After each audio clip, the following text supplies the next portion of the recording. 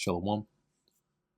First and foremost, I want to give all praises, honor, and glory to Yahweh, Hasham Yahweh Shai, Bahasham, Recha Kodesh. Double honors to the elders and the apostles of Great Millstone, and peace and blessings to the elect. And today we're going to go into the book of Joshua, the 7th chapter. And as we went through in the 6th chapter, we witnessed the Lord's mighty miracle by the hand of Israel in breaking down the walls of Jericho by Israel marching around it for 7 days. And at the end, we basically, see us taking over, right, that city of Jericho. And this is Joshua 7:1. But the children of Israel committed a trespass in the accursed thing, meaning concerning the situation of the accursed thing, right, which is the Lord commanded Israel that everything they were to see there, they were to slay, right, man, woman, child, and the only things that would be dedicated to the Lord were the gold and the silver. So if you took of anything else, it would be accursed, and it would make you accursed, and it would make the rest of Israel cursed. So it says here, for Achan, the son of Carmi, the son of Zabdi, the son of Zerah, of the tribe of Judah, took of the accursed thing. And the accursed thing here represents anything that wasn't dedicated to the Lord, that was of the inhabitants of the land or of the city where they went to destroy. If the Lord said, don't touch it, and you took it, it was an accursed thing because it would make you accursed. And the anger of the Lord Yahweh was kindled against the children of Israel. And Joshua sent men from Jericho to Ai, which is beside Beth Haven.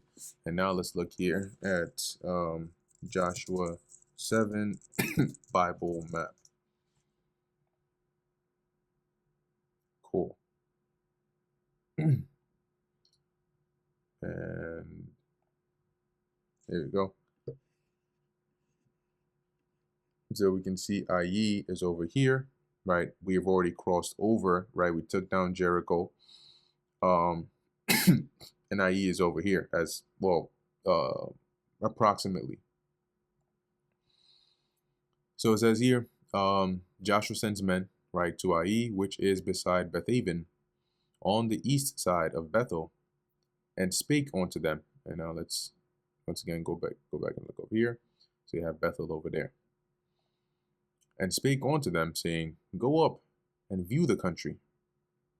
And the men went up and viewed Ai. So they were to basically go and give like a report concerning what is it looking like. Is it a lot of people? How is it? What's the status update on it? And they returned to Joshua and said unto him, let not all the people go up, but let about 2,000 or 3,000 men go up and smite Ai, and make not all the people to labor thither, for they are but few. So there's no need to waste extra manpower. The people of Ai are not that many. Just about 2,000 or 3,000 men can handle it. So they went up thither of the people, or there went up thither of the people about 3,000 men, and they fled before the men of Ai. So things didn't go too well, and they had to retreat. Israelites, that is. And the men of Ai smote of them about 36 men, for they chased them from before the gate even unto Shebarim, and smote them in the going down. Wherefore the hearts of the people melted and became as water. And that is when the Israelites went to try and take the city, they ended up fleeing before the inhabitants of the land, and they ended up getting smitten by them. And when news of this got back, the rest of Israel feared. And Joshua rent his clothes and fell to the earth upon his face before the ark of the Lord Yahweh until eventide. So from when he heard this news until the evening, he was just in that messed up state. He and the elders of Israel, and put dust upon their heads. And that was a sign of mourning. And Joshua said, or like distress.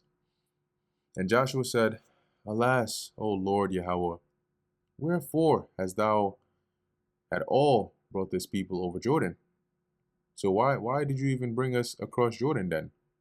To deliver us into the hand of the Amorites to destroy us? Would to God we had been content and dwelt on the other side of Jordan. So Lord, why did you bring us, you brought us here just to have us be slain of the Amorites? And mind you, at this point, nobody knows anything about the accursed thing. So Joshua's wondering what's going on. And would to God, meaning, I wish, right? If only we had just been content and stayed on the other side of Jordan. O Lord, what shall I say when Israel turneth their backs before their enemies? So I'm speechless. I ain't got nothing else to say. Like all the confidence we came with, and here it is. We had to flee before our enemies. For the Canaanite and all the inhabitants of the land shall hear of it, and shall environ us round, and cut off our name from the earth. And what wilt thou do unto thy great name? And environ, let me look into that, but it sounds like it means to like surround. Shabab, to turn about, around, encircle, surround. Yep. So basically, the Canaanites that were so afraid, hearing this, are going to be empowered. They're going to come and basically encompass us round about and cut us off from the earth, meaning to kill us all. And if that happens, then what happens to your great name? Because your great name is magnified in us, right? And you've placed it within Israel. So if we get destroyed, what will people say about you as our God? And the Lord said unto Joshua, Get thee up. Wherefore liest thou upon thy face? So why are you lying here? Israel hath sinned, and they have also transgressed my covenant, which I commanded them. For they have even taken of the accursed thing, and have also stolen, and dissembled also, and they have put it even among their own stuff. So there's somebody in here in your congregation that disobeyed what I said. They went and they took of the accursed thing, they stole, and they hid it amongst their stuff. So it's not about me bringing you here to abandon you to die, but it's your disobedience that has led to this. Therefore the children of Israel could not stand before their enemies, but turned their backs before their enemies, meaning they fled, retreated, because they were accursed. So we couldn't move forward in attacking them because the Lord wasn't with us. He was angry because we were now accursed because of that disobedience. Neither will I be with you any more, except ye destroy the accursed from among you. That person who is now accursed needs to be destroyed. If not, you guys are all going to be accursed, and I'm not going to be dwelling with you, and you're going to be on your own. Up, sanctify the people, and say, Sanctify yourselves against tomorrow. So everybody make themselves ready and prepared and clean. For thus saith the Lord Yahweh God of Israel, There is an accursed thing in the midst of thee, O Israel. Thou canst not stand before thine enemies, until ye take away the accursed thing from among you. In the morning, therefore, ye shall be brought according to your tribes. And it shall be that the tribe which the Lord Yahweh taketh shall come according to the families thereof, and the family which the Lord Yahweh shall take, or shall come by households. So, once again, right, they would line up the different tribes, and then they would cast a lot for each tribe. Lord, is a guilty person in the tribe of Judah? Yes or no? Based on how the lot falls, they would know who it is. Is it Benjamin? No. Is it Ephraim? No. Is it Levi? No. Is it Judah? Yes. So then the tribe of Judah will come forward, the families thereof will come forward, and then by household, right?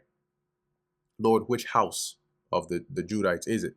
Is it this house? No. Is it this house? No. Is it this house? Yes. Okay, that house, come forward. And the house which the Lord shall take shall come man by man. Lord, is it this man? Nope. Is it this man? Yes. Bring him forward. That's him. And it shall be that he that is taken with the accursed thing shall be burnt with fire. That is their judgment. He and all that he hath, because he hath transgressed the covenant of the Lord, and because he hath wrought folly in Israel. So Joshua rose up early in the morning, and brought Israel by their tribes, and the tribe of Judah was taken. And he brought the family of Judah, and he took the family of the Zarhites. And he brought the family of the Zarhites, man by man, and Zabdi was taken. And he brought his household man by man, and Achan, or Achan, the son of Carmi, the son of Zabdi, the son of Zerah of the tribe of Judah, was taken. Meaning the lot fell upon him.